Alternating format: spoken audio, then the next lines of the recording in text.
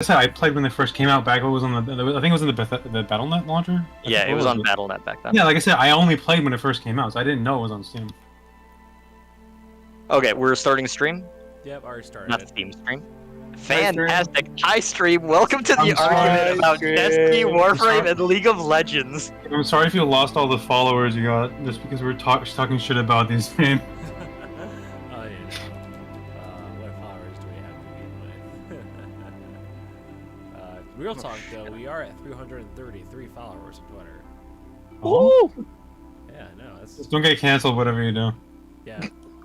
No, Getting pretty popular. no certain words. I will keep my mouth shut. This is why we use an alt account, and also don't forget your likes are public. Really? Yes. Fucking hell. Go back. No. Well, you can make them private now, I think, but Might already be too late. Yeah. it might be too late. Not red-handed. Alright. Anywho, hey Baron, hey Paul. I guess at this point, we're good to start? Sure. As long as you're ready, I'm grabbing my glasses. Yo estoy listo. Alright, cool. Well, I am ready to good to go, so I'll go ahead and kind of start the drum roll. Start the drum roll. Start. I'm just gonna start. We're starting! We're starting. Just do it. So last session, you guys were informed by Peter, basically, that you were all going to go to court. It was scheduled rather quickly, within the next day or two. You were given a day to prepare, and the following day we started the court. You learned about the judges. And their names are, in the Embers. This court, if you need to look them up. You discovered certain things about them that may be beneficial to you. If you, there it is. For the people judging you right now, who are the ones, obviously judging your fate, you have one being a supreme judge. His name is Miamus. You've learned that he was, he speaks the less, but he likes and pities children.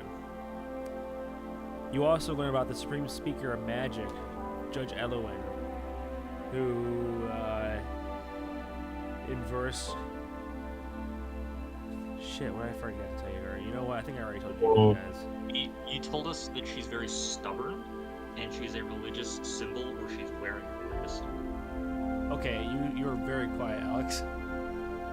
Sorry. Turn them up. You told us that... I took notes for once. You're talking about the Speaker of Magic? Yep.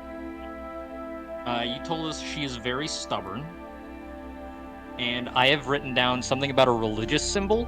Whether that means she is one or is wearing one, I don't know. Okay. Yeah, it's perfect. It's what I have in my notes, too. Great. That means I can continue on. The Speaker of Conflict, Judge Ariona. You found out that she is a military rep, and apparently has been gauging interest by various mercenary groups about a mission in the Caribbean Mountains, which you don't know much about them unless you roll like, I'll just leave you guys to discover that. You also have your Speaker of the People, who is Alexis, who is the one who's currently on your side, considering she's on the outside speakers based. She's on the outside Speaker of the Outsider and the People based on reputation. And so far with this trial, your reputation has been solid. And last but not least, you have the Speaker of the Ages, who you don't know much about, except that he's incredibly knowledgeable and he's incredibly old. And if anyone knows anything about William, information on him, it's him. After learning these three judges, these five judges, you had court began, and you were Your three acquaintances in the past were on the stand: Gertrude, Serafina, and Sven. All were able to vouch for you and were able to support you.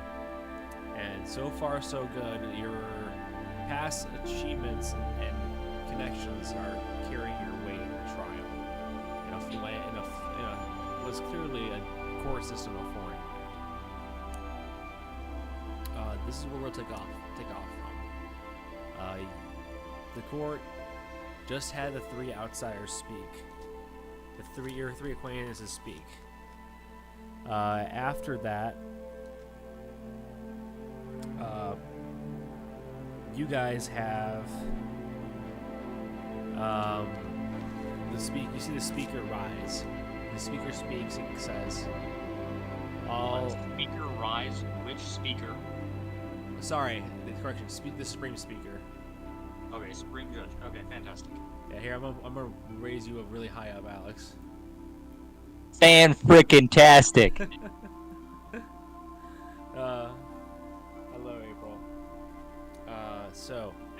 The Supreme Speaker rises and says, we are to discuss the three. Sorry, I'm getting distracted. It's okay. We are to reconvene for 1 hour for us to discuss the information that was given to us via the handwritten statement from the guards who advocated for the outsiders, the little evidence we have from the clerk who had unfortunately life's been cut short, but some little evidence of a paper trail, as well as divulging into the questions that we would like to be asked after this break session. He looks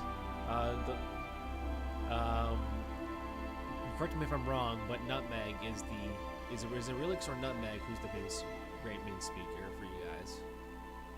Relix. Okay. Usually is. The charisma-based character. Perfect. As the Supreme Judge rises, he raises his hands towards Relix as well as the other lawyer to rise.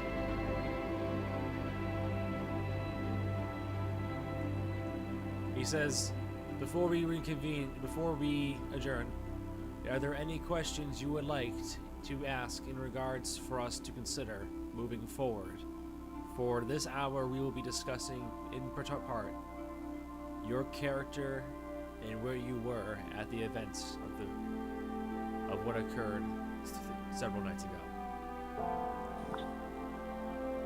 He looks over and the lawyer says nothing.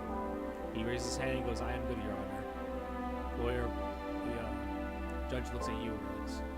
No further questions, Your Honor. Smiles and nods. He goes, "Very well." You see him hold as he rises up and begins to leave. The guards stand up as well, and as the judges leave, a guard approaches the stand and says, "We will adjourn in 1 hour. You guys currently have an hour quick."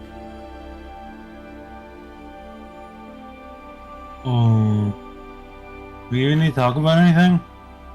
Wait, didn't we say that we didn't want to say William's name specifically? Right? We wanted to allude to him, but not say his name directly.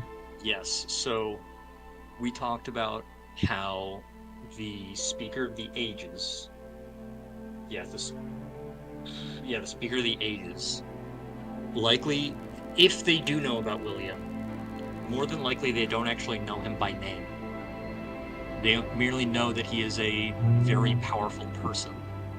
And therefore we should focus on describing William and describing our encounters with him, and eventually give them a name.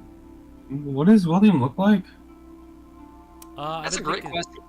I've been thinking about that because I've been I wrote some notes on the side here about what he looks like for you guys. To update him to make him less Sansy. Do we have like an AI art image of him? No. What I instead described as so you know the monocle thing that I wear. Yeah. All right. So William's eye is like that. It's not like a regular eye that like Sans has in Undertale. The eye itself is shaped almost that of obsidian, with pupils of colors that cannot be described. The thing about so that's what I currently have updated him.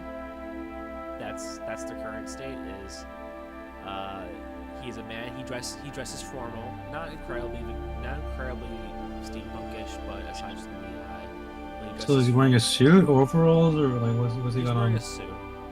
He's wearing a full The suit.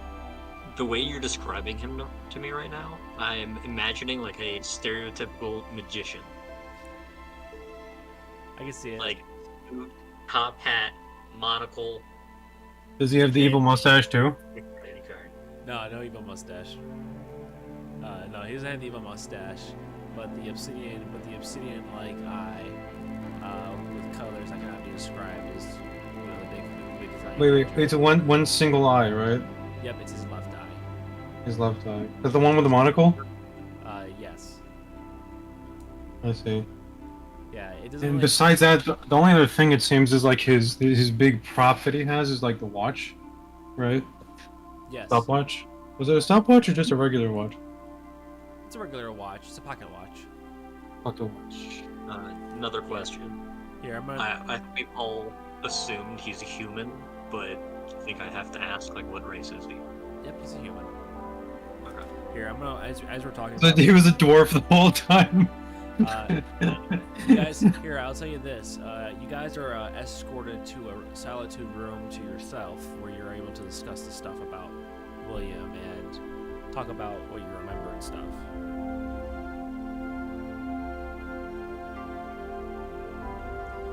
Okay, obsidian, like that. Kyle, when you're ready, I have a question. What's that? So, last week, you talked about how Nutmeg would be going on a stand. Hold on, right. I can't really hear you, Alex. I'm sorry. Okay, sorry, I'm getting as close as I fucking can talking. Last week you talked about how Nutmeg would be going on stand. Yes. Who is going on stand, and how many of us are, so that I can prepare questions? At the doorway, that's a good question. At the doorway, as you were talking about that with your friends, you see a guard approach, and he approaches and says, "The judges have changed their minds in regards to who they see needed for the stand. Initially, it was needed for Relix and Nutmeg, but Nutmeg in particular. That has now changed to what is we consider as necessary, which is, well, all 5.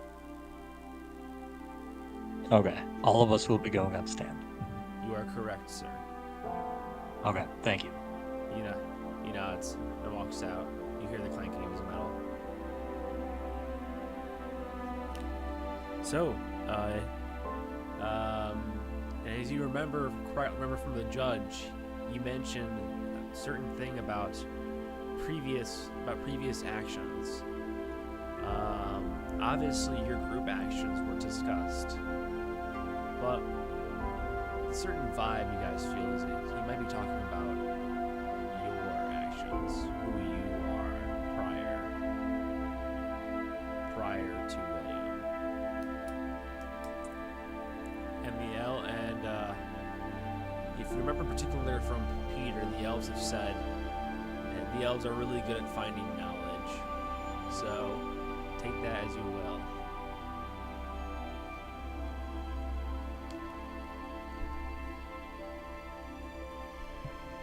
Okay then.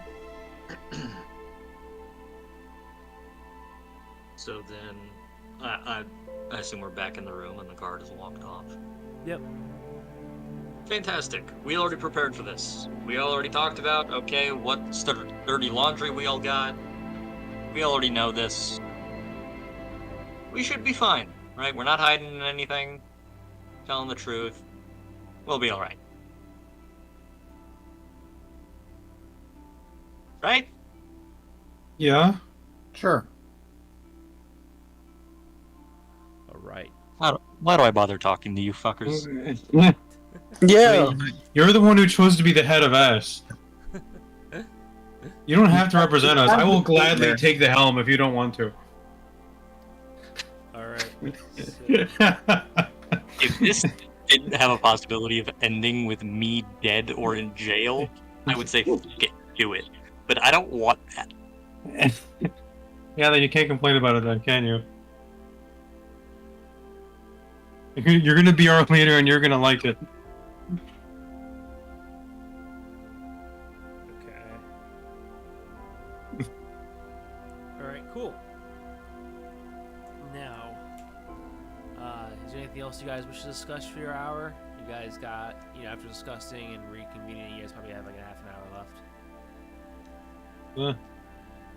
I got nothing.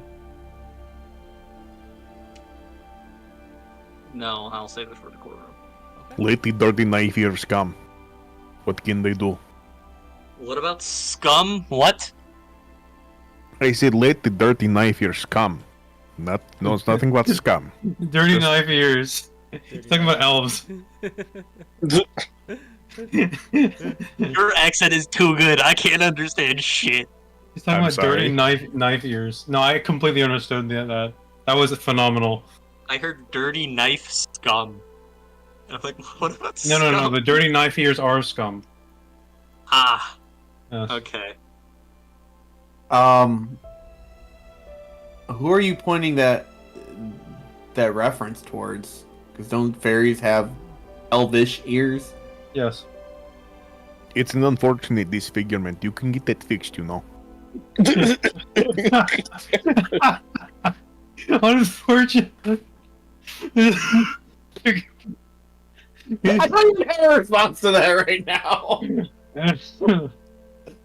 I like this guy. He's just gonna give you a dirty look for that. Because that was a great response. Oh, so there's a schism in the party, it seems. Yeah. Oh man. Anywho, so I take it we're ready to go and proceed. So I am gonna go ahead and take my dice out and get going. After an hour, you are approached by the guards and brought out back to the courtroom. Many of the people have returned.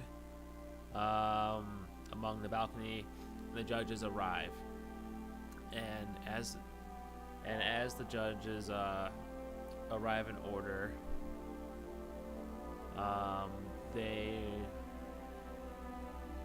the Supreme Judge stands up and goes and speaks out loud and goes, "We will now be asking members of the party that is of the company formerly known as Ass." That's us. Indeed it is, young man. We now call forward Relix to the stand. Close enough. Okay. Oh. And walks up. Alright. You approach the stand and the judge in the middle of the courtroom. And the opposing lawyer approaches and says, "Relix, I see you are pretty much the speaker of your party. You're well versed in speaking. You very much have the skills of a silver tongue, so to speak." Thank you. You're welcome. Now, the information we have on you is pretty simple-ish, but,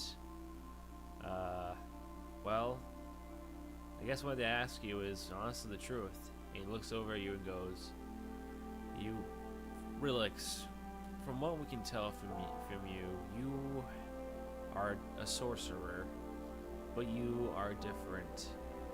In terms of, it's been difficult for the Empire to really pinpoint what gives you your power. Now, we are accepting people accepting people, and we would very much like to see your honesty. Tell us, why do you cover yourself in such thick garments?" Okay. Kyle, I have 2 questions. What's that? Out of character. First is, this seems like it's going to be important, so I'm asking, what race is the lawyer? Oh, he's elf. He's elven. Okay. High elf. The other thing is, 2 sessions ago, 2 weeks ago, the last session we had, when we were at the table and talked about things that we hide and things that we don't talk about, Relix took off his jacket and rolled up his sleeves and hasn't put it back on since. Which means he's sitting at the stand with his sleeves rolled up, showing his scales. Okay. All right. Never mind. That brings me back now. Okay. This is remembering now. Sweet. That's good to know because as you do that, he looks down and goes, "So I see you have I must now have to update the information we have from hiding himself to relaxing, simply rolling up one's sleeves and relaxing."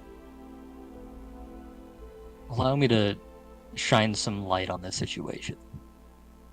Baron, whatever the fuck his name is. Yeah, Baron. Yep. Baron, whatever. I am not completely sure how I have my powers, who gave me my powers, or how they're connected to me. What I do know is I'm growing scales, and I'm currently actively doing research to find out why. Why is my bloodline like this? Is anyone related to me have a similar effect? Whether it's my father or my grandmother or anyone down the generational line. So, to be honest with you, I got just as much information as you do.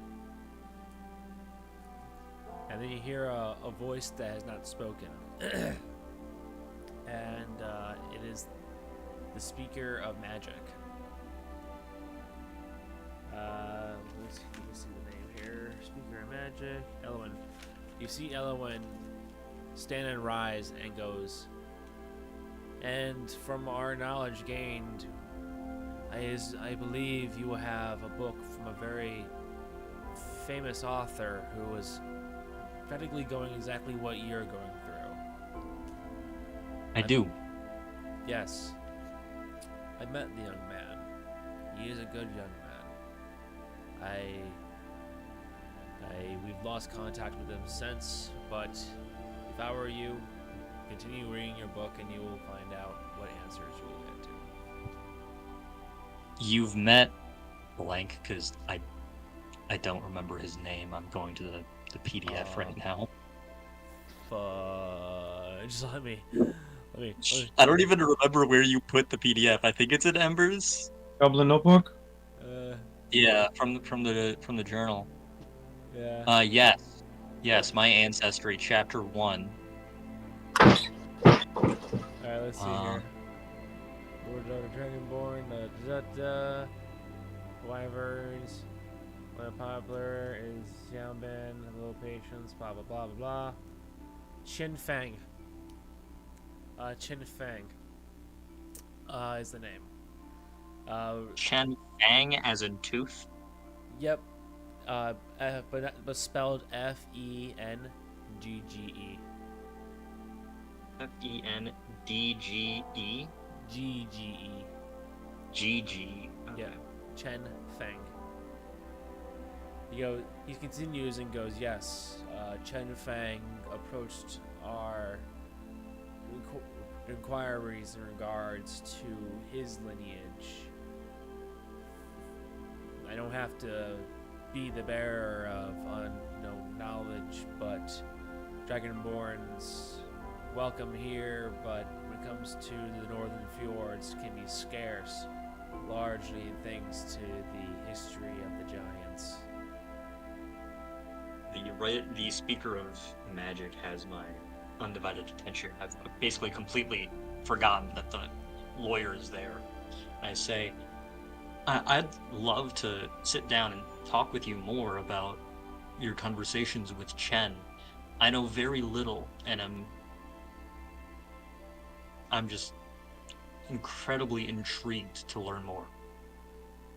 He raises his hand. He smiles and a little cockiness in his face. He seems to be a man who seems to like tell stories. He goes, well, Isn't the speaker of magic Elowen? Yeah. Is that a she, or a he, or a it? That's a good question. It's a he. We're going with a he. Okay. Yeah. Let me write that down. Yeah.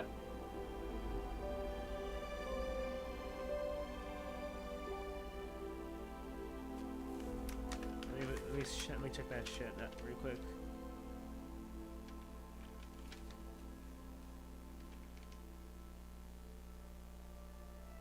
Yeah. Yeah, it's a she. It's a he. It's a he. It's a he. Okay.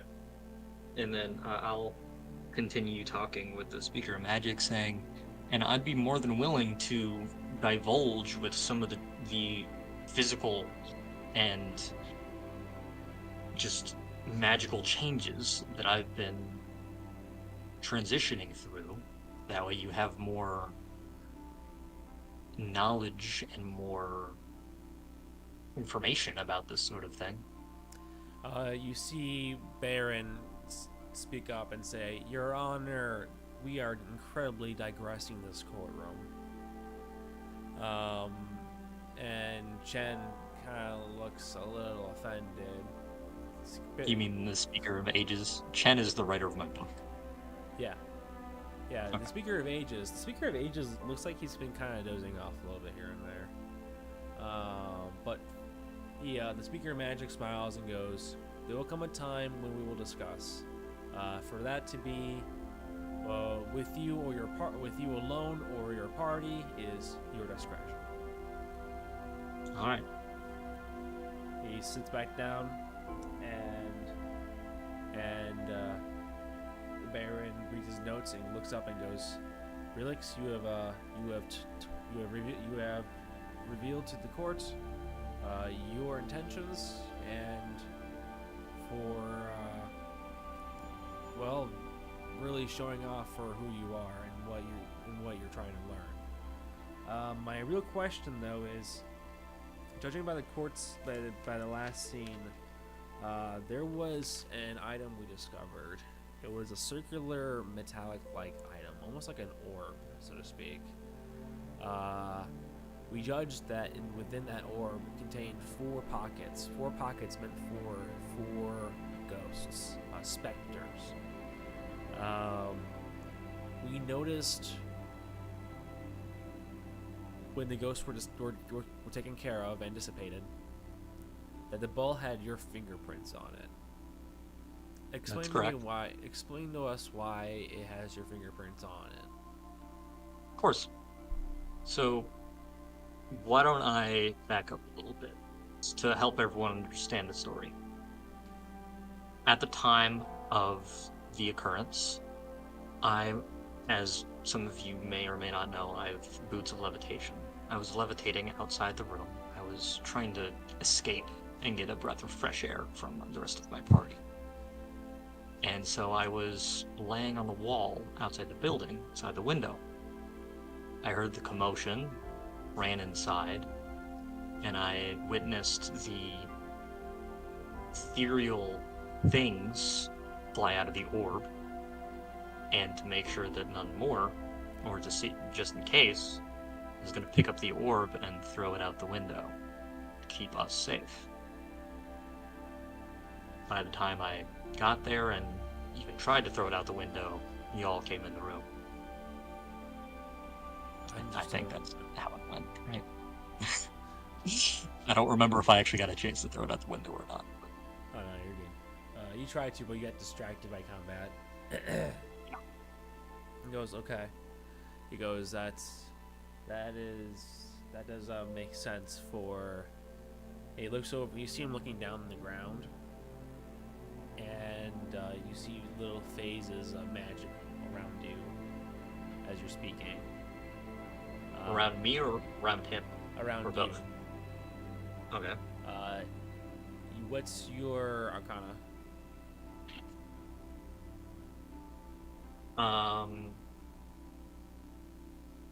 Are you looking for passive intelligence or my Arcana modifier?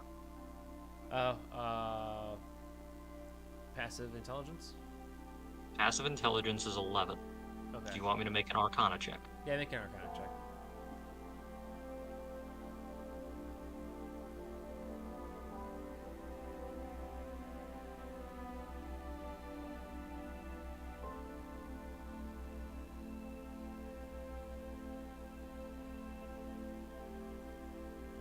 Can't make this shit up. Holy shit, dude. Holy shit, okay. It's a big Total- brain. Total of 24. Dude, you know this. This is clearly Zone of Truth. Okay. So, it looks like some sort of Zone of Truth, or if not the spell, something like it is around you at the center where you stand. And and you see nothing really occur, just light glowing green shades here and there. And you see Baron go, well, judging by the orb and where it was placed, your hands were not placed by the mechanism that would have opened the orb. And the orb was built to be durable, so in regards to it either highly unlikely opening in your hand being faulty, in which we have not been able to see something that says otherwise, we have no further reason for you to be on the stand, Relix. Thank you for coming up here and clarifying your side of the story. Of course.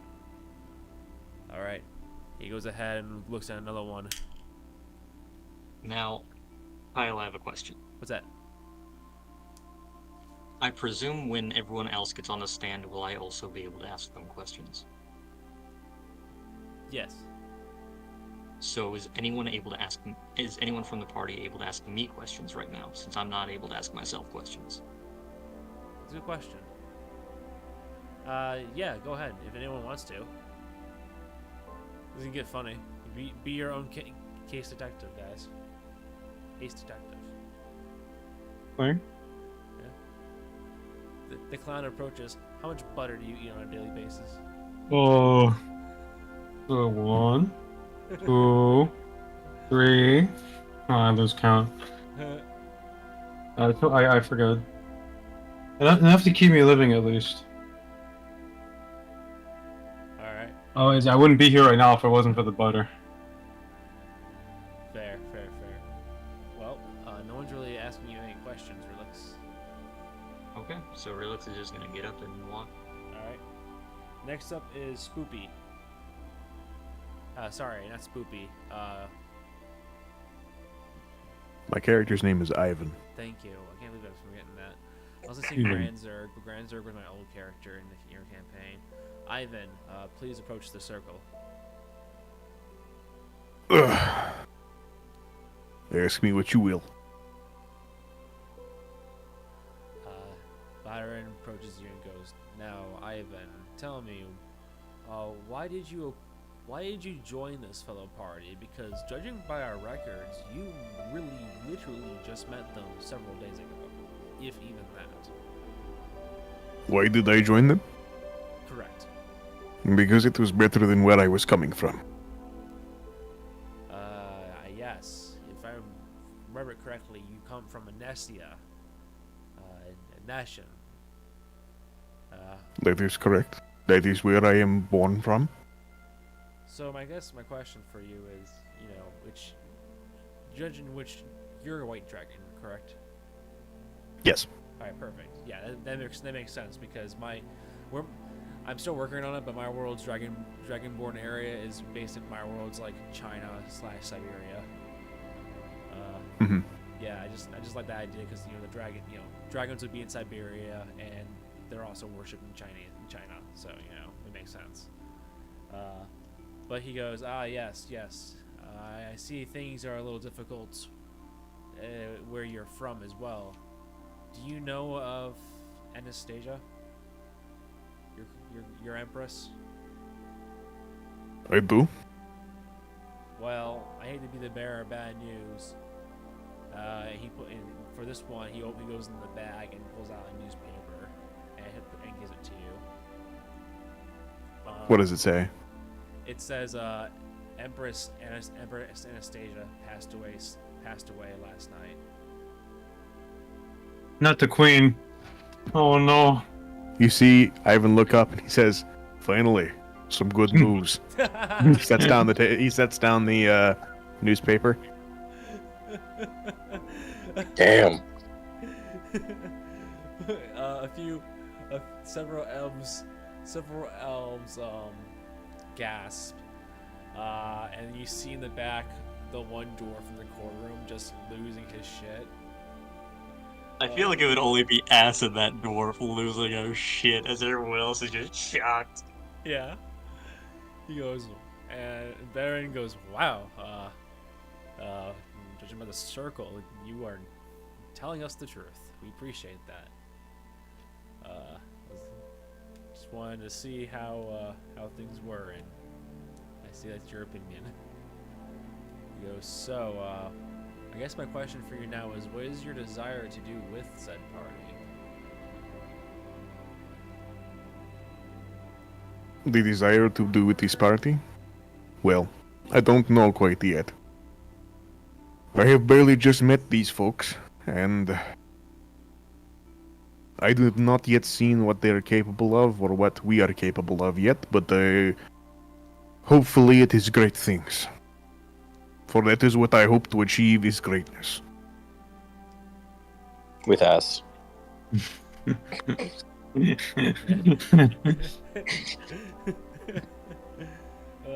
me see here.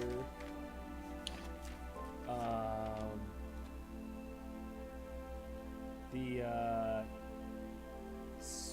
speaker of conflict, Ariona, rises and says to you, Ivan, you exhibit a dedication to your not what am I trying to say? Sorry.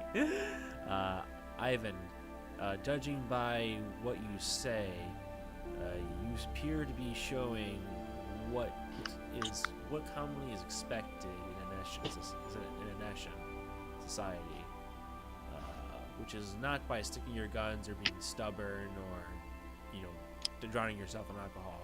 No stereotypes like that.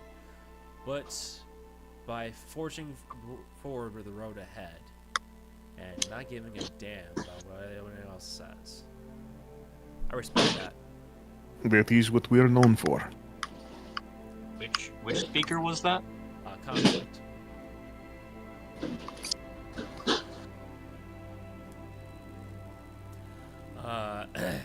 Baron by this point, Spoopy, Ivan, goes, well, Ivan, at this time, I don't really have anything else for you.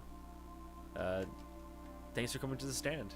Thanks for being honest. And he takes away a newspaper and goes, I hope you. I don't think you give a damn about Tsar Sergei then. One day, the Tsardom will come down. It will be a good day. And I step down from the stand. It is interesting because as you're walking away, you see a few people still not really saying anything and murmuring to one another, and you see one of the elves talking and to the guard, and the guard says it noticeably with your passive. What's your passive perception? Not high. 11. Okay. Better than none. Okay, luckily he's a loudmouth. He says a little too loud. I mean, come on, it's a human kingdom. They're all gonna fall someday. Ah, it's true. I say way louder than he did. Yeah, so he notices it and catches them off guard. Man. As you leave the stand, the Supreme Keeper stands up and asks another person. I already did that person. Okay. This one is Nick J. Oh. The trickster, please approach the circle. I forgot. Are we shackled or are we just normally like? What's up? Are we shackled right now or are we just like? No, you're not I shackled. mean, all we have is those feet. What do you call it? The those what do you call those Ankle things? monitors. Ankle monitors. That thing. Okay. All right. I stand up to the zone. That's inside the thingy zone. I forget what it's. The truth zone. He goes, now, the trickster. Yes. I'm sorry. The honor. I did it. I need to confess. Did what? Wait. What? The murder? What? What? Never mind. Okay.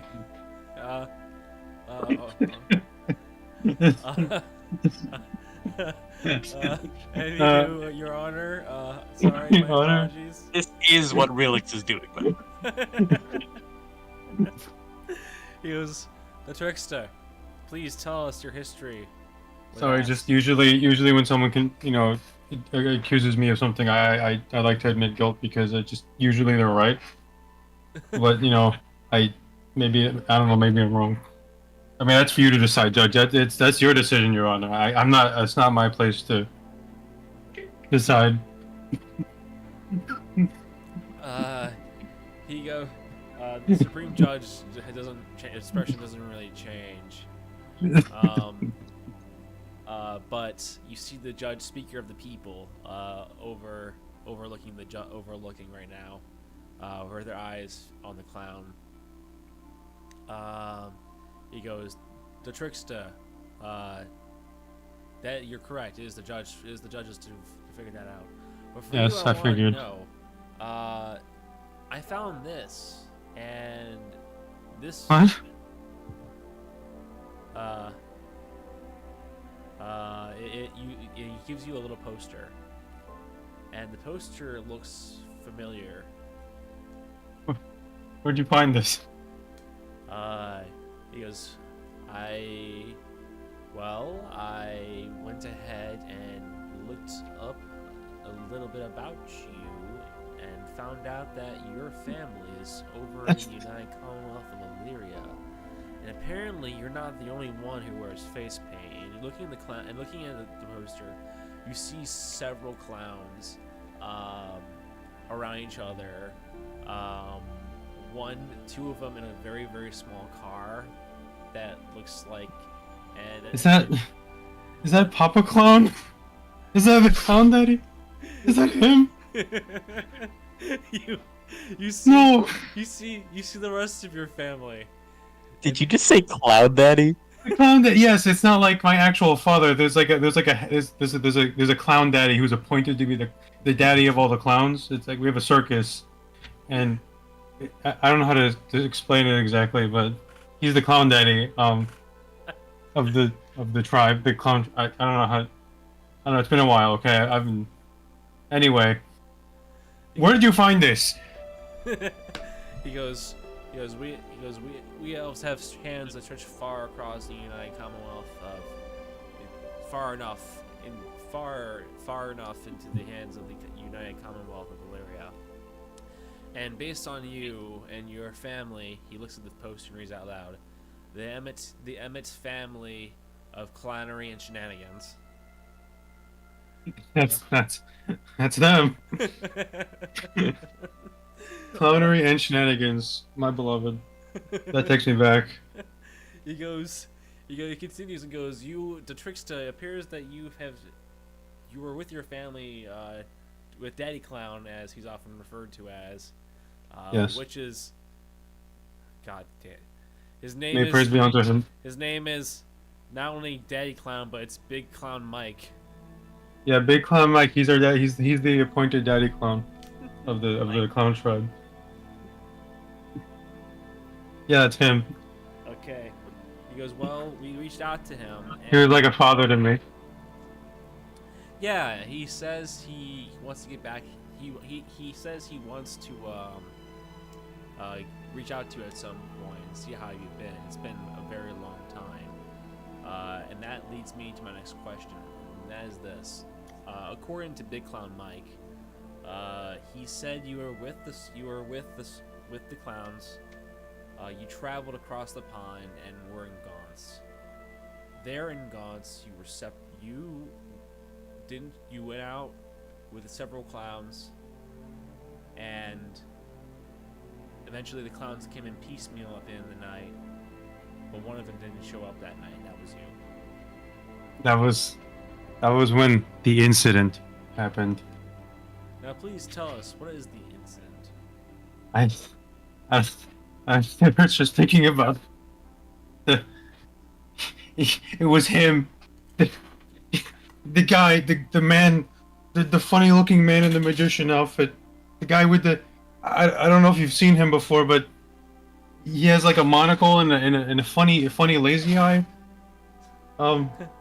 He showed up and he ruined our act, everything. I was in the middle of my performance, and just barged in, and then it happened. He ruined the whole show. Everyone we were having a good time, and then he ruined it.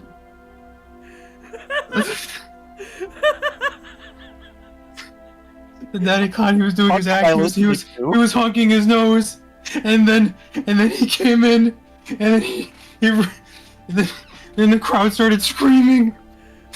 It was, and then the next thing you know, I don't know what happened. I blanked out, and then I was in a cage. I was in his cage. I don't know how it happened, but I was stuck in there. And he told me that if you want to live, you have to dance. You have to act. You need to make me laugh. And so I danced like I never have before. And I did what I had to survive in that cage. Does this mean that the trickster is just the Joker, but in a different reality? So it's because of slightly less fucked up and society a that lot this more happened. dancing? Because of society. Society. I just time out. I love the sobbing. See, I was actually me holding back my laughter, but you know how like they sound the same? Yeah. I love it. Oh my god. You see this speaker of the people stand up and goes, Mr. Baron, clearly can you see the man is going through some severe trauma. He goes, she looks over and speaks to you and goes, now calm yourself, Mr. Trickster.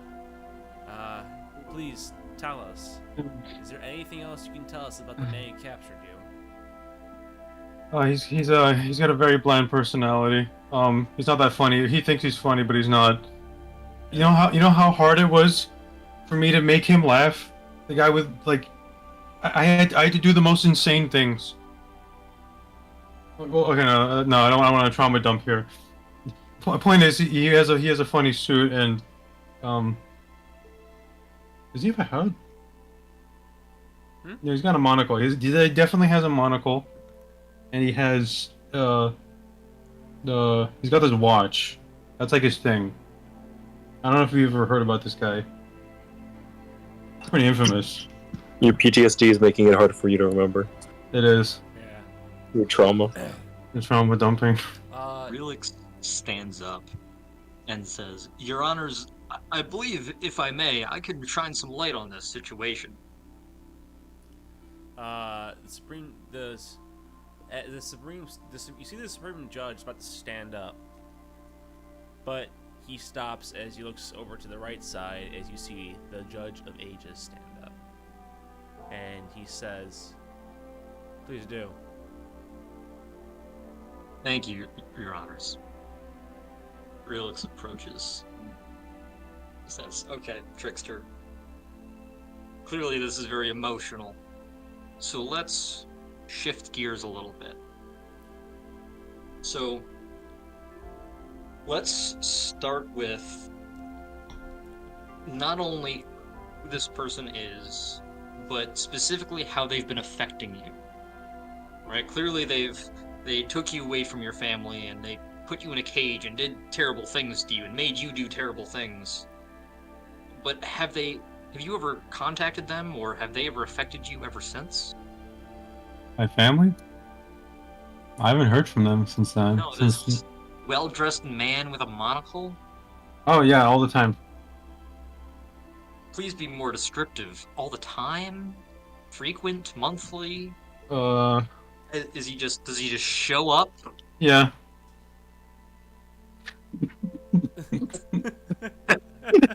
Damn it.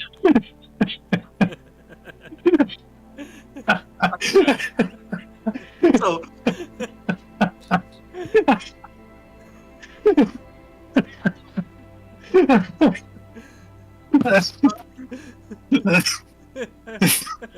How truly terrifying. It's kind of like a jump scare, really. That's why he's so scary. He just comes and shows up out of nowhere. and It's probably his scariest feature.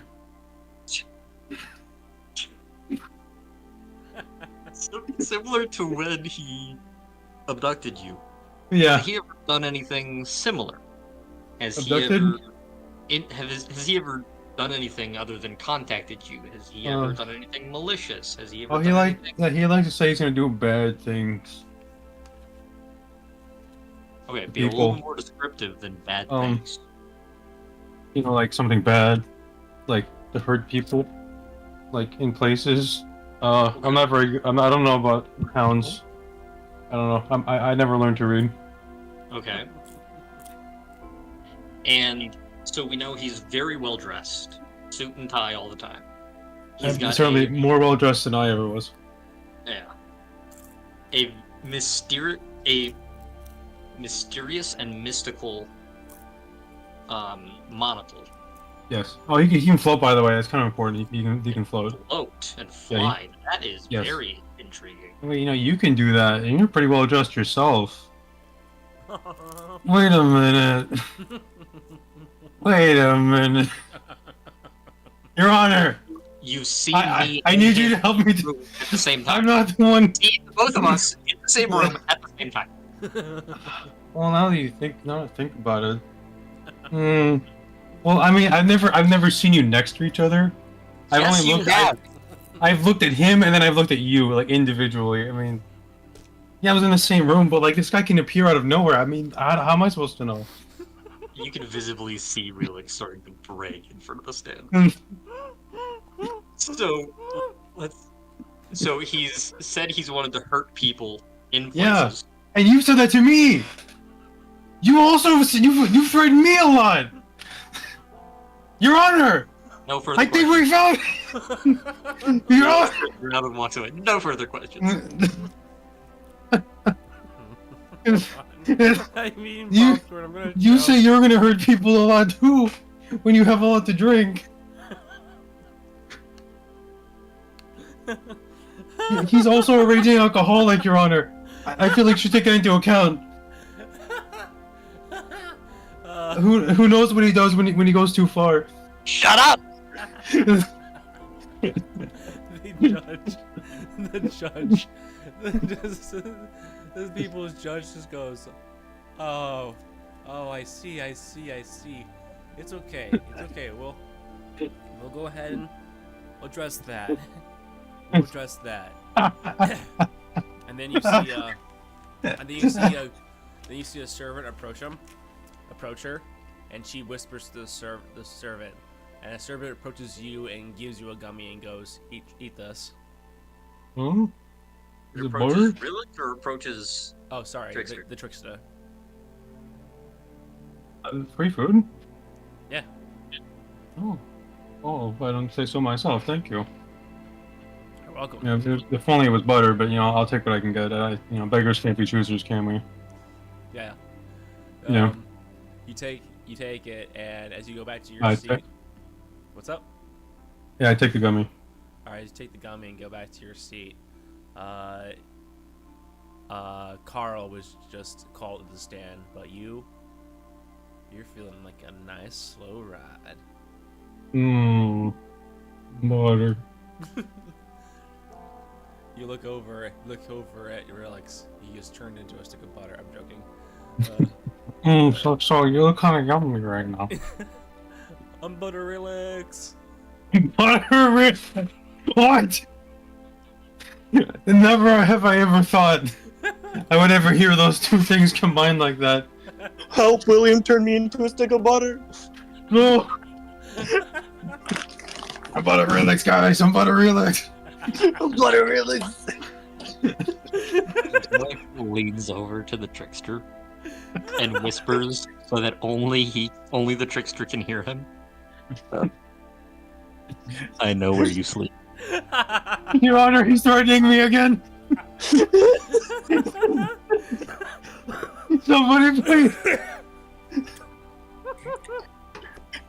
Does anyone else hear this, or it's just Relix and the trickster? I think the whole entire court is just like, they figured that I'm just going insane. Yeah, they I mean, he's a clown. Well, what more can you do? yeah. The clown's opinion don't matter. Yeah, clown lives don't matter. It don't matter.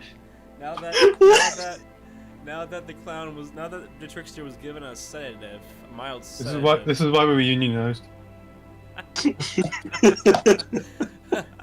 A mild sedative, and the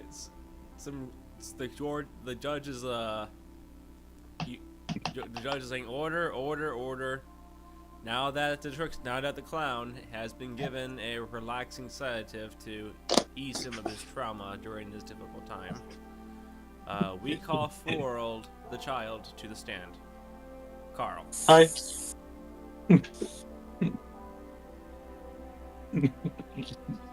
Alright, I'm gonna walk over there because I'm pretty sure I'm still big, so I'm like kind of like bulking. I have to like kind of move sideways out of the stand, and then You're gonna walk sideways. I'm just kind of walking, strutting over with my giant muscles. Alright. Now Byron was going to. You see him approach you and goes, "Now, Carl, of the Black Death. I was going to ask you questions, but Supreme Judge Mamus requested for him to ask these questions himself." And you see the judge rise, and he's just he's at your, he's in a higher seat, and he's like kind of eye level to you. It's so big.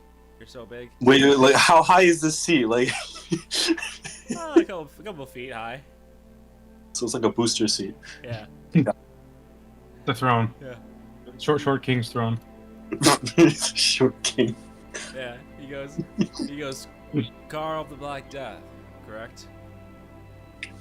Oh, yeah, that's me. And good to meet you, Carl. And he holds out his hand for you. He goes, "Young man, you are quite large." Oh, thank you. I grew these muscles myself. That's good to hear. It's good to hear. Good to hear. Now, judging by your manners, I am wondering about something. Carl, do you clean up after yourself? Well, yeah. I like to wash my hands after I go to the bathroom. I make sure I flush. I brush my teeth every day. I Look at your bathe. like a cure speech. I'm 12 years old, 6 foot, like something. I never checked myself.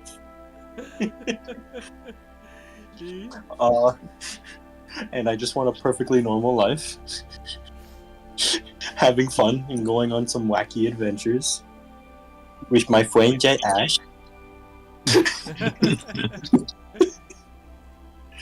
He smiles and chuckles a little bit. He goes, "Ah, young adventurer's heart. I miss those back in the days."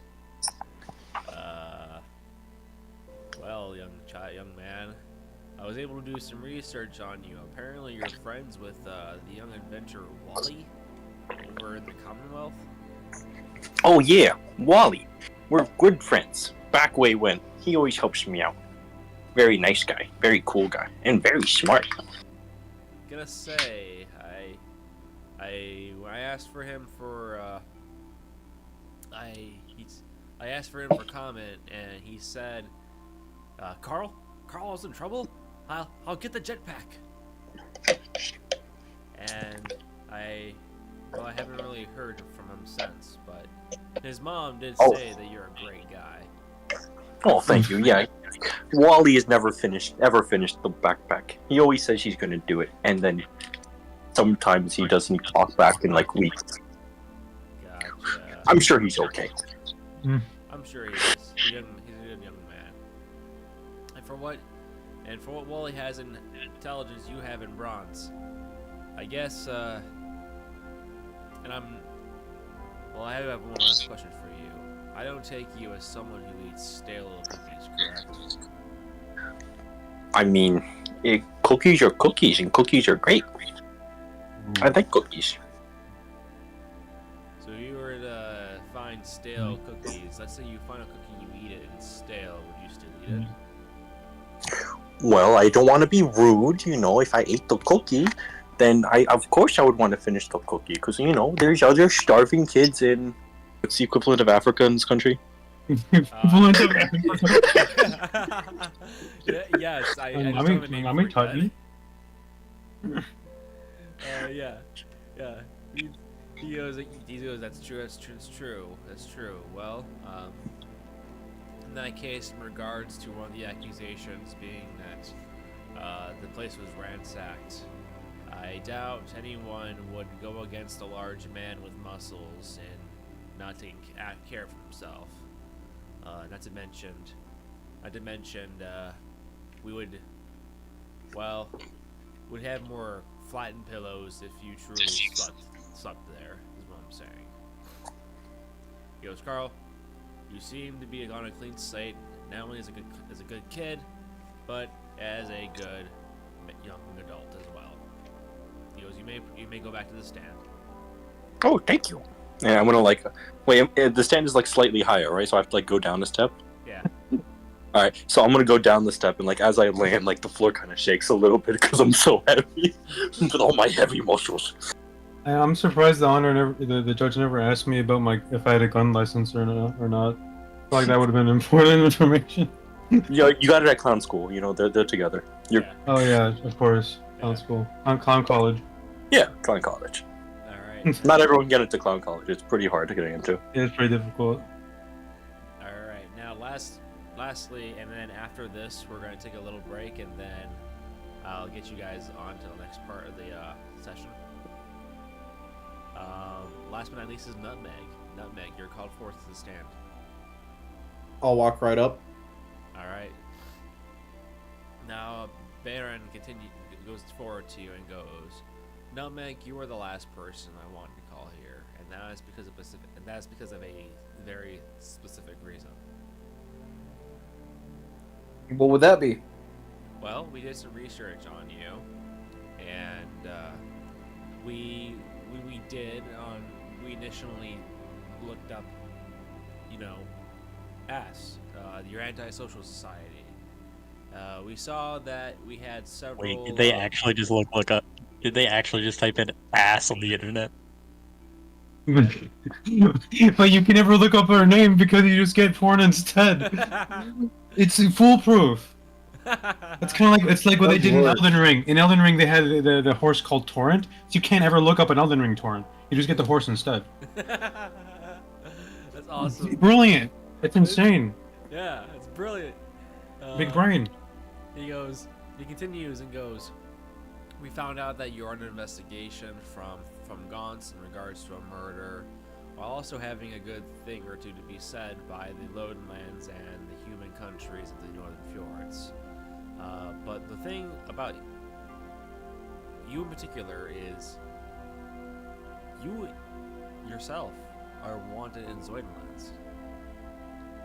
The newfound he turns around and speaks to the crowd and goes, the newfound human empire in the middle of Aotro, recently forged after not supposed to, but did anyway, forge itself into the Zoidish states.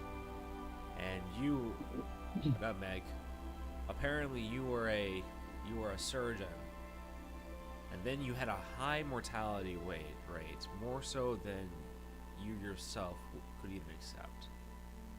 Or am I wrong? Please tell us your side of the story.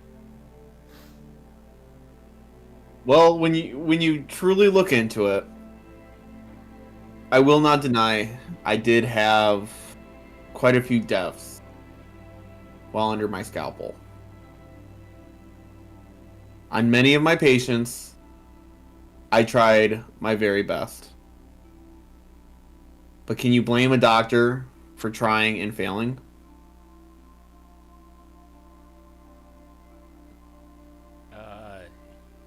It's true. It's very true.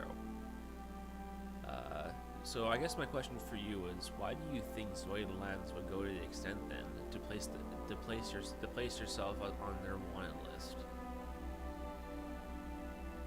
If you look at who some of the people were, some of them were well known. Higher up politicians, noblemen of the such. It happens. Some deaths, some people die.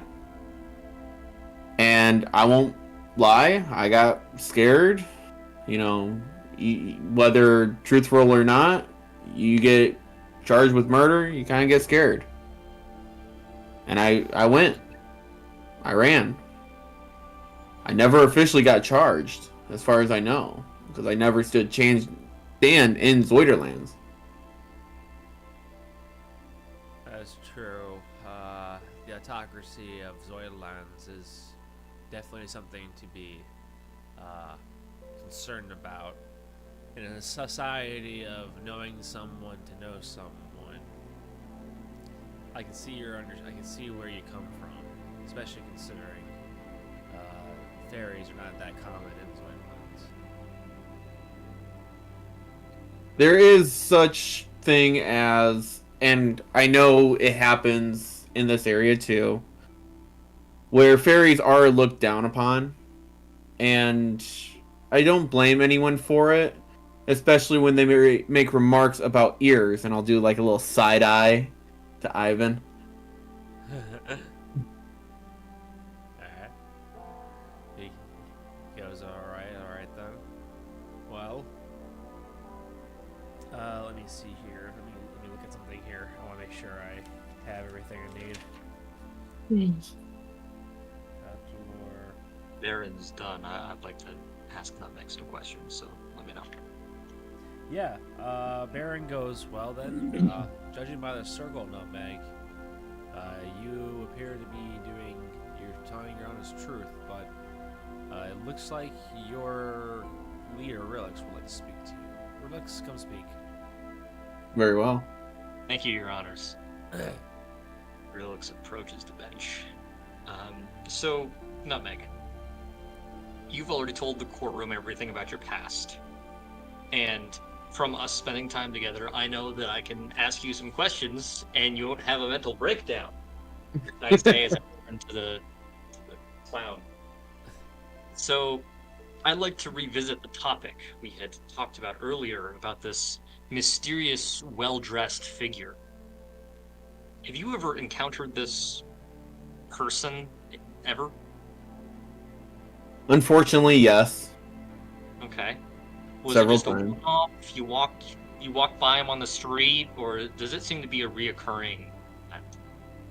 I wish it was, as simple as like I mistaken him for someone else, or like I just think I see him. No, this guy just like randomly shows up, and he won't be there, and then he'll just appear, or he'll show up as someone else.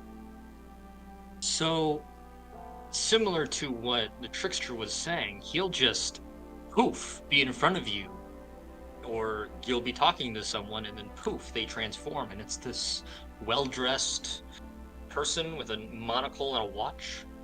Yeah, he'll just appear. Sometimes, he'll just show up and bring us a bunch of butter, or throw stuff at us. Or sometimes there's just a giant cannonball that like comes through the wall, and then he's just like, okay, have fun, and then disappears. I assume you're referring to the catastrophe and just downright travesty that happened in insert country name here. Yeah. Right. He was there. He appeared. I mean, at that point, he told us he was trying to frame us for everything. And do you happen to know some of the things he's tried to frame you for already?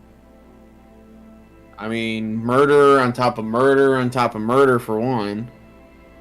I know it sounds bad, but it's the truth. Not unlike today's case, right? No, exactly like it. He is currently framing us for... It would be treason, right? The hotel bombing? Yeah. Like, that's a question for the DM. Yeah. He's trying to frame us for treason. Pretty sure he's trying to take over the actual government. And more or less trying to, take full control for himself. I see. Now, it seems like this person is very knowledgeable, very powerful, in the sense that he's always where he needs to be, and always doing exactly... He is always making the right move, no matter the situation. And he seems... his...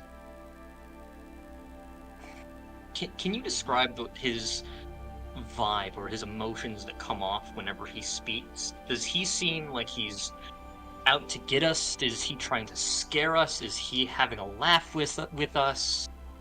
What's the feeling you get from him? Arrogance. Arrogance. Who would have guessed someone that's always in the right place at the right time, always making the right move, would be arrogant? Yeah. Now, what I still don't understand, I'm hoping you can shine some light on this, is why would someone like that want to do all of this? Why would they want to frame us? Why would they want to try and kill anyone? Why are they trying to kill people? Who even are they? Power. Those who have power want more power. And he wants power. He wants to frame us. Why us in particular? I'm not 100% sure. But his plan is to take over for more power. Alright. I'll keep this brief. I've got 2 more questions for you. First one is arguably the most important. Can you share with the court your first-hand experience of what happened at that moment in the room when Moontoes, or Nanny May Moontoes, whatever her name was, when she passed in that room. Can you share with us your perspective? Really, I'm pretty sure that wasn't, knowing what we know now, I'm pretty sure that wasn't actually Nutty Faye. Because when she took me up to her room, everything turned ice cold. She actually, I believe she did burn me, right? Like she touched my arm, and because of how cold she was, she burned me. Yeah. Yeah. So she did burn me with how ice cold her skin was. And that is when she revealed that, you know, her body itself has been dead for several days. And then she turned into a banshee and then tried to kill me. I see. And was there anyone else in the room when this happened? No. Out of character. Are you sure about that? Pretty sure me and her were the only two in the room, right? Kyle, can you confirm, was William in the room? Yes, if I remember correctly, Teddy, you the hand that was on you turned into a corpse, and you felt a familiar touch of William behind you, saying that you're gonna need to talk to the dead to this one. Oh, that's my bad then. I do not remember him being in the room. Sorry, that's why I'm asking these questions. No. That's what I'm trying to get to. No, that's good. No, but yeah, I didn't remember him being in the room. Gotcha. So yes, there was one other in the room. All right. Did you know who that was? It was the same man that's been following us. I see. And is there any information on this strange figure that you know that has not already been shared with the court? Has his name been said? And then that's just it. He's there every time we look around, and every time he appears. And it's William. What'd you say?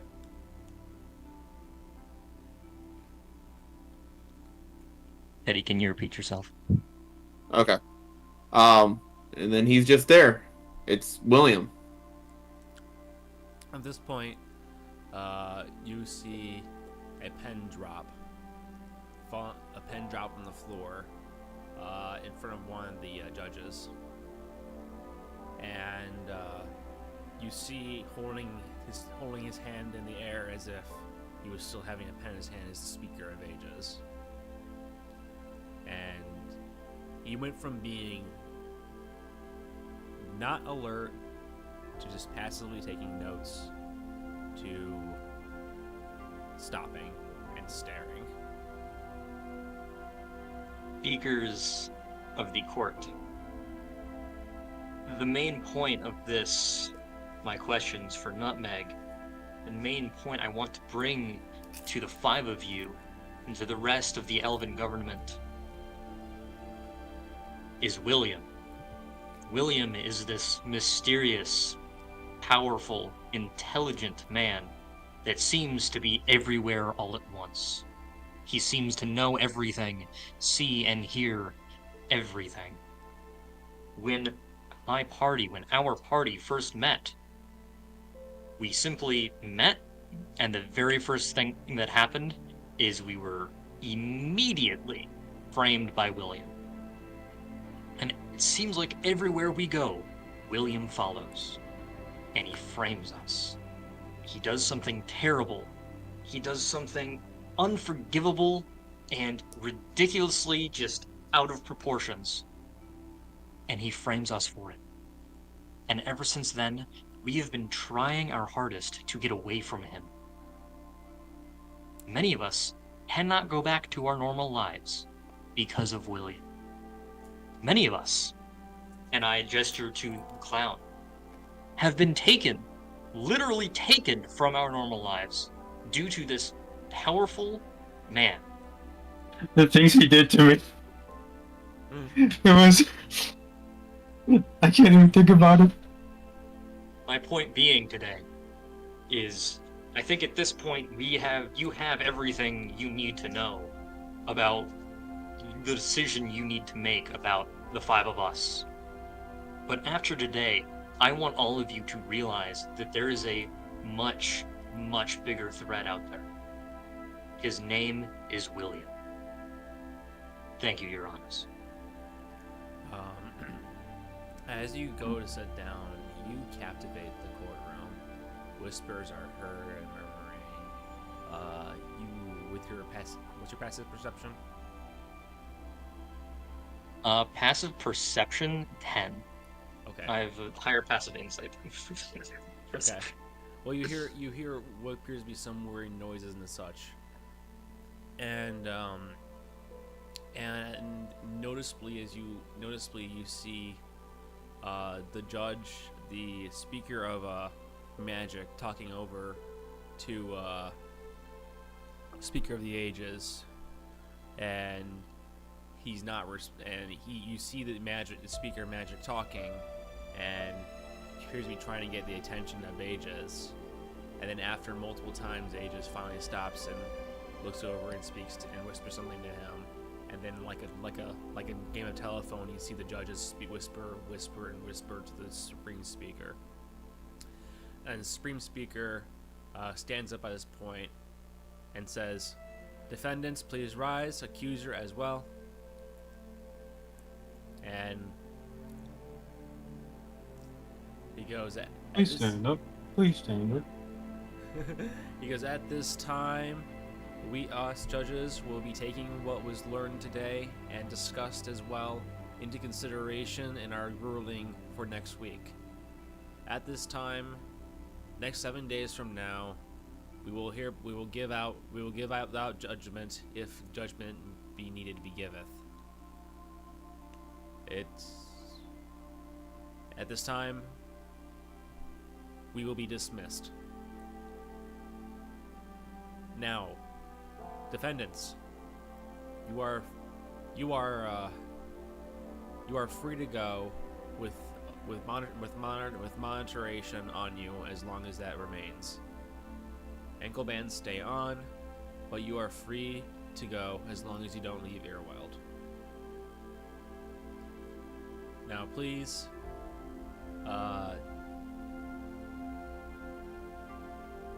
stay seated. You will. Sorry, guys, I'm blanking here.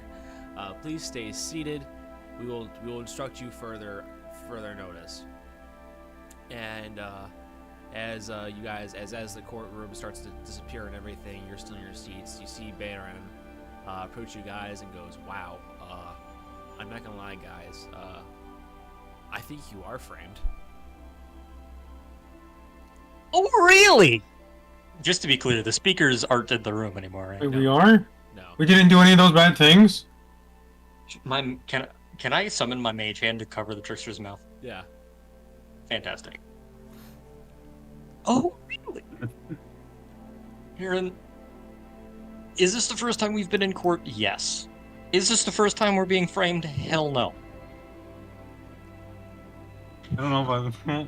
Well, I'll tell you this: it's ballsy to represent yourself, and to do it well is We didn't have a form of choice. respect. You guys didn't give us a lawyer. That's true. It's a little different than American court, is it? Not American. In you human courts, generally. It is a little different. Yeah. We only have one judge, for example. Yeah, it's true. You know, Elven Council. It's all based on a council of making decisions and such. And you see several guards approach, and he looks at you. Baron looks at you guys and goes, "Speaking of which, I think one of them wants to talk to you." He shakes your hand, relaxes, and goes, "See you next week. I will be surprised if he's like you will. That was a damn good day in court for you guys.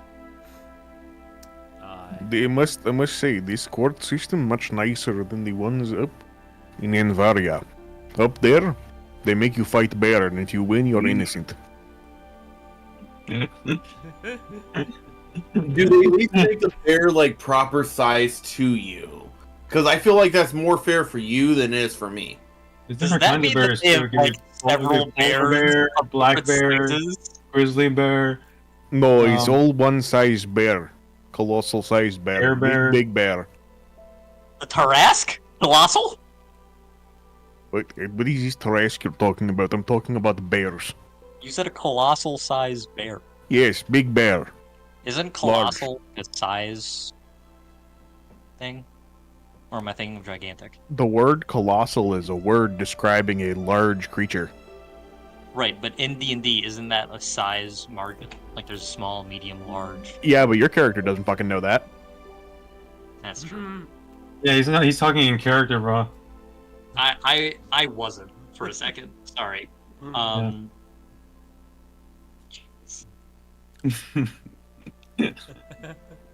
So we're supposed to be talking to fucking guards. Yes, the guards show up, and they say, "Come follow us." You are taken to a separate room, and while you're waiting for the room, and the room is empty, and you see that there's a desk in front of you and several chairs.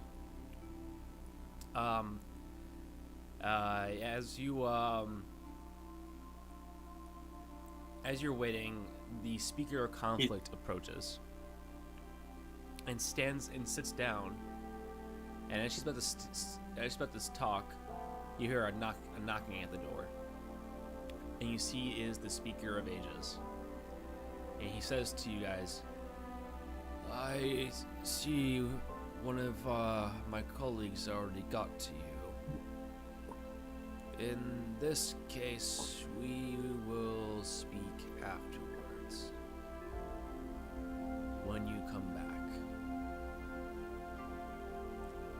Alright. And she goes, "Alright."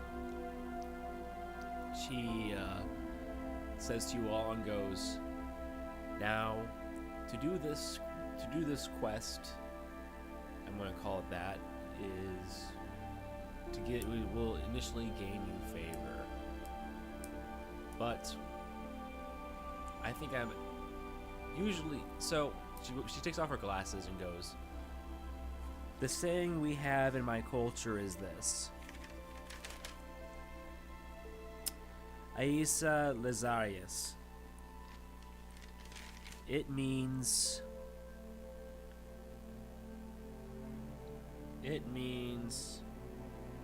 Where did I put this at? What? It means I accept the Empire's hand in rough common. Usually this is given to people whose cases are stacked against them, who are willing to risk their lives for the Empire in order for a sense of freedom. For us, it looks like here, judging by what I can see here and what I'm going to guess, I'm going to put it as simple. I doubt you will be going to jail. I will have you pretty much, the possibility is zero. However, though, there is a high possibility that you'll get taxed in regards to going through the portal without proper verification, and that's based on what we believe your wealth is. Now, do this mission for me, and I can take away that tax altogether." I think the word is wave. I'm gonna be completely honest with you. The whatever tax based upon my current wealth you can give is not worth a mission. I have 10 fucking gold to my name. Oh, she's referring to like ass as like their pot of gold. Oh, Or okay. community pot. Now, are you taking it off of our inventory? Oh, you can't see that. Well, you might, but they can't see that. Never mind. What? Huh? Huh? Huh? Or are you saying we're actually filthy rich, but someone has all the gold? We are not filthy rich, but we have more gold than what's in our inventory. How much gold do you have anyway? No comment. No one answer that Are question. you asking as a DM or as a I'm judge? asking as a DM. No one. I don't care. No one answer that fucking question. I have I have more 10 than gold. 2 gold. I have more than 2 gold.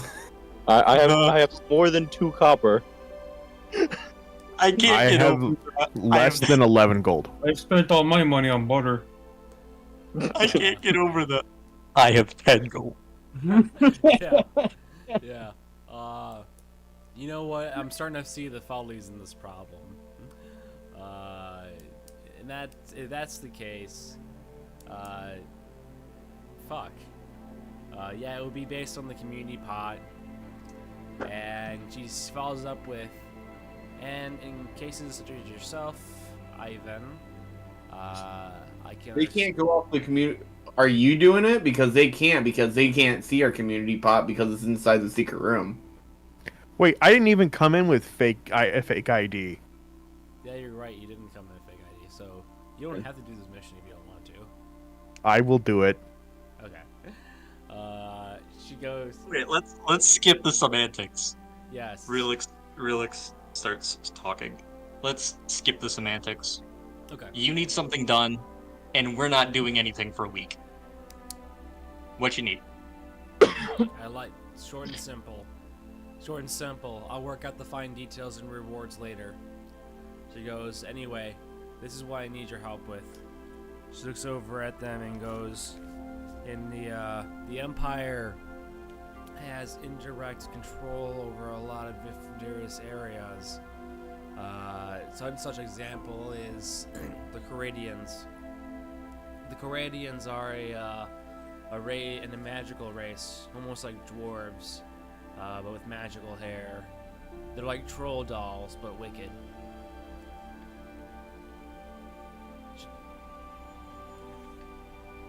She continues and goes, we are having an issue with raiding in the Coradian mountains. It's another mercenary gang, apparently.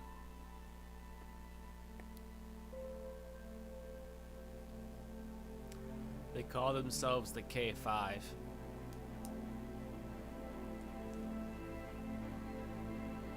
The Cade 5? K, like letter K. The K5.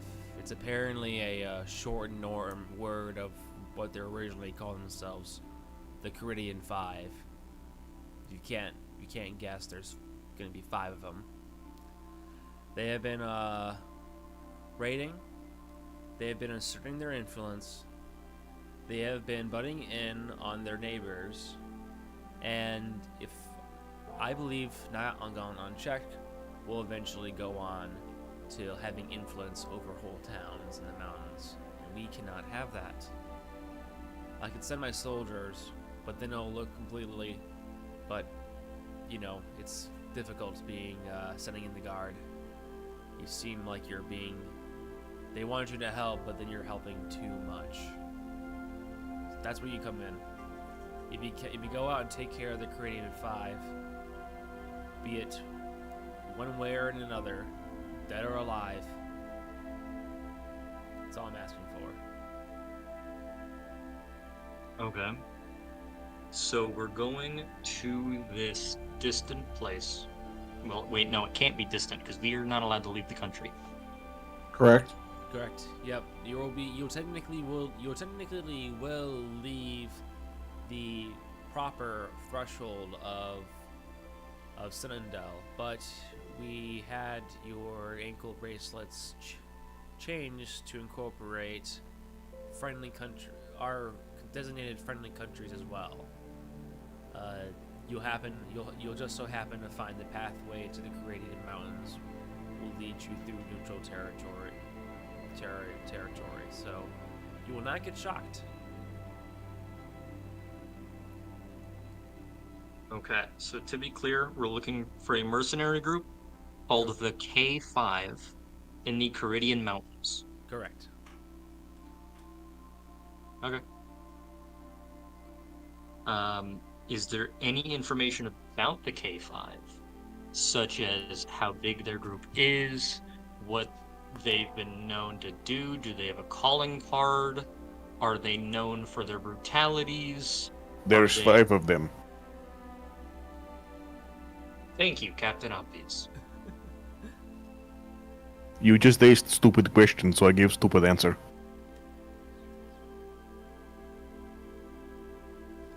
I have a shirt that says, if you don't want a sarcastic answer, don't ask a stupid question. I wish I was wearing it. God damn it. I like the Anywho. inverse of that shirt. I'll have the one that says "I'm was stupid" and the arrow pointing that way. Okay. Well, Just imagine it like it points up because it's actually pointing to yourself. Exactly. I'm I'd say which way it was really- pointing. I'm stupid pointing up. Imagine if we came to court and we were all wearing a shirt saying they did it with an arrow pointing in a different direction. I got the one facing up. oh my god. I did it. She goes, well, what we know is they do hit and runs, they hide, they have several holdouts. Here, I'm gonna write this down too. So they do hit and runs. They supposedly have a hideout. Have a couple of hideouts.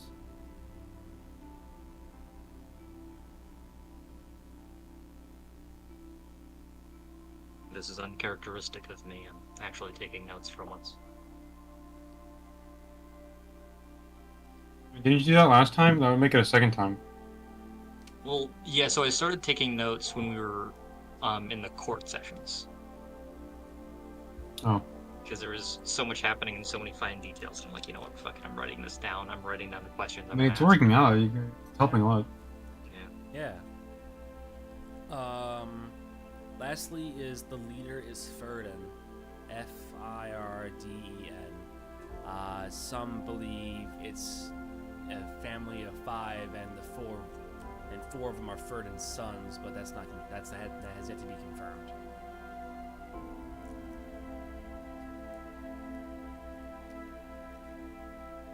Okay. All right. It's about a 2 days journey if you want to get going tomorrow. We believe it'll take you about a few days to finish the task, and you'll have plenty of time to make it back. And if worse comes to worse and you're not able to complete the task, we'll take it from there. Do you have any questions? When are you going to give my weapons back? Yeah, maybe we have our shit back. Can I get my butter back, please? Indeed, you'll have everything you want back. Does that mean you'll take him? Mm. Because I don't want him. She goes, I don't want him either. Alright.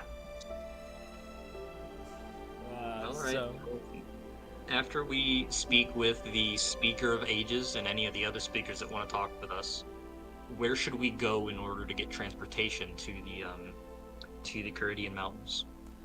well, the judges, I have spoken to the other judges, and those who are interested will want to speak to you when they come back. I'm just speaking to you first because why would I give you this task when you come back? You can get to the Caridian Mountains via the northeast passage. That will lead you. Hold on, I'm gonna write this shit down too. Through the northeast passages, you'll find several modes of travel.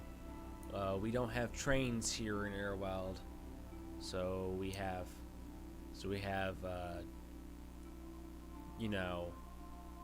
wagons, horses, or on foot.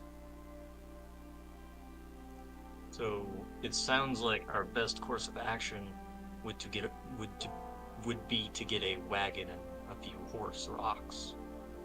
Yes, if I were you, you could easily rent a good ox and wagon. The compass most of you, and she looks at Carl and goes, small you, not big you. But yeah, you'd easily do that. I don't know the price though. All right. All right. So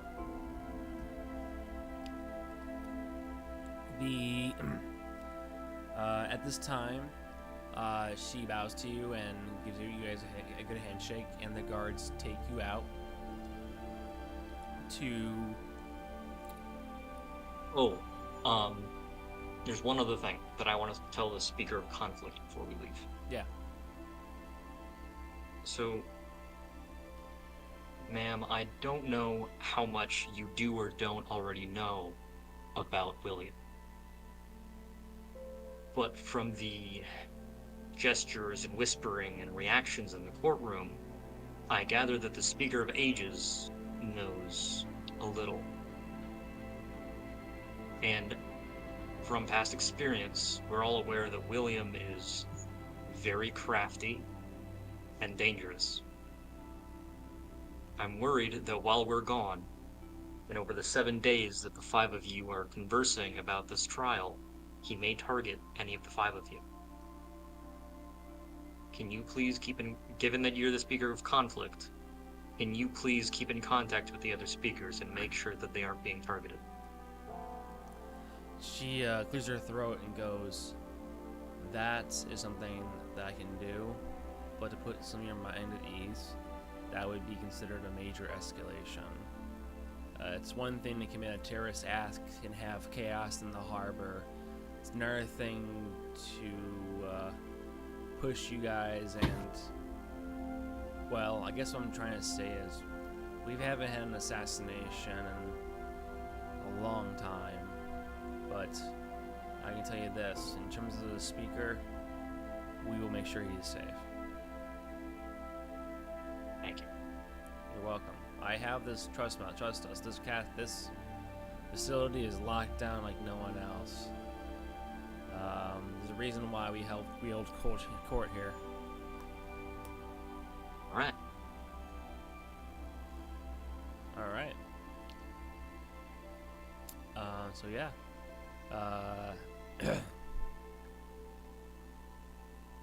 As you guys are escorted out of the building, you're brought into like the center. You are brought into the outskirts of the city by the guards, and they go ahead and drop you off.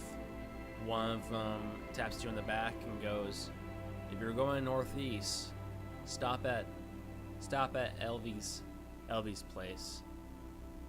Really good food and a nice bed too." How's that spelled?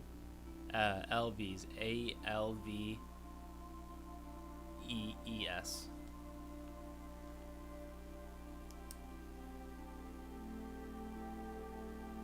And I assume that on our way out of the stronghold, they gave us our shit back. Yep, they did. Okay.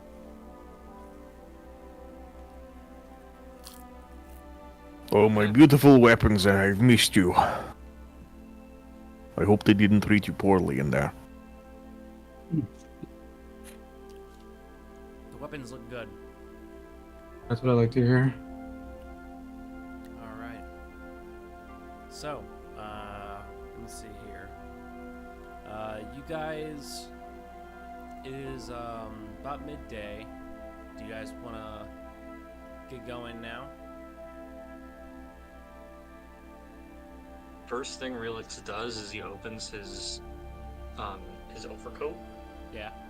reaches into his inside breast pocket, takes out a flask. I can't deal with you fucking people. Huh? Happy to be out of that courtroom. I'm happy to done being stuck up and fucking not cussing. God, fucking. Relix just starts walking to what he presumes is somewhere where he can rent an ox and a wagon. Okay. So, you guys are you find a place to rent an oxen wagon, to rent an oxen for a whole week. It's about with a carriage included. Type 1 diabetes can happen at any age. Are you at risk? If just one person in your family has type 1, you're up to 15 times more likely to... Wow, I hate ads. What ad did you get? I was using a stat block for a D&D website, and I had a running ad that Bro, it doesn't use ad blocker? I do use ad blocker. I don't know why it came on. Anywho, regardless, to find a carriage that suits all of you guys and oxen to pull you all would be it'd be about 5 gold pieces a day. So 5 times 7 is 35. He cuts you a deal, and we'll give you food for the oxen in return for committing a whole week.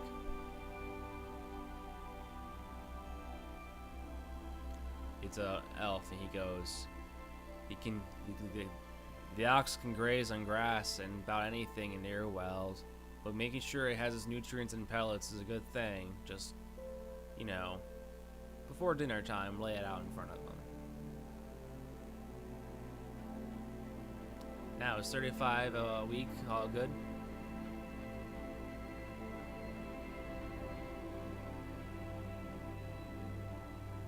Hello?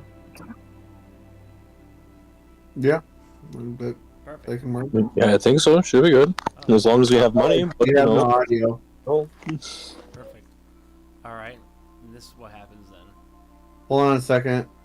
Alex, say something. Something. Okay.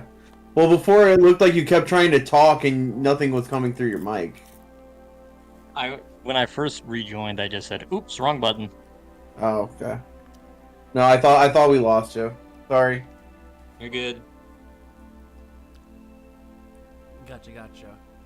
Well, at this time, you guys go to northeastern passage with the ox. By the time you guys get there, it is late, and you're halfway through the passage when you are forced to settle camp. I would like to just make a note that I'm not riding in the cart. I'm riding on my own white warhorse. Yes, you were doing that. You do have your warhorse, and you have. If you guys keep going a few more hours, you'll make it to Tammy's, but it'll be like 1 in the morning.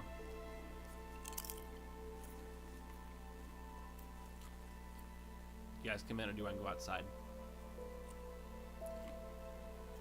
It is only a few more hours ride in the cold. We should be fine. Yeah, at the very least, what we can do is there's 5 of us. So some of us are resting in the back of the wagon anyway. So instead of setting up camp and having someone stay up and go on shifts for watch, we just sleep in the back of the wagon, and whoever's on watch is driving the wagon. You know, you could do that very, very easily, and not have to stop. You just keep going.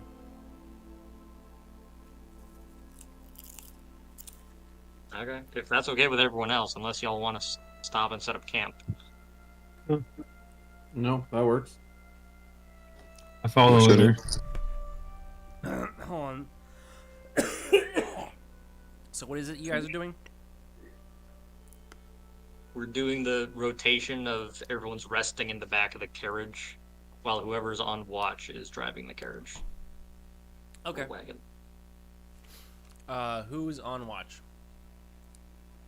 The only problem with that is Ivan is on his own warhorse. I don't need to sleep. I'm fine. Are you immune? I'm not immune. I'm just not weak. Oh, okay. That's fair. So, in that case, as you guys go out throughout the night, nothing really happens. As the night I rolled, nothing happened. The oxen goes until about 6 a.m. and then falls asleep. And the oxen stays asleep. What's up? Didn't you say that we'd get to Tammy's around 1 a.m.? Oh, yeah. Oh, are you guys stopping at Tammy's? That was the. I thought that was the intent. Oh, okay. Yeah. Sorry, I'm getting tired, so it's kind of going over my head. Very good. You guys make it to Tammy's, and you see that it is very interesting here. Everything's themed like the states of Illyria.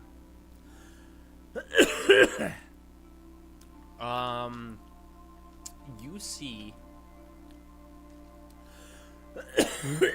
Sorry. You see on the wall bottle caps and bottle caps and bottle caps, but not of beer, but of soda pop. And as you enter, you see the young blonde lady look over at you guys entering and goes, "Well, my, look at that little munchkin."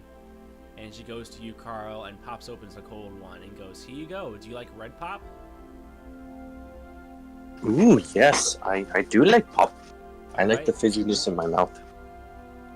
All right, she gives it to you. All right, I'm gonna drink it. All right. And even, Assuming nothing bad will happen to me, and you're still thinking it's completely normal and there's nothing wrong with it. I would yeah, like no, innocence. It's like a perfect summer drink. It's like red pop, like Big Red. And it's really, really good. Relix sees the soda pop bottle caps and says, "Please tell me you have alcohol." She looks at you and goes, "I do have a tap, just for those who need it the most." Thank you. You're welcome. So,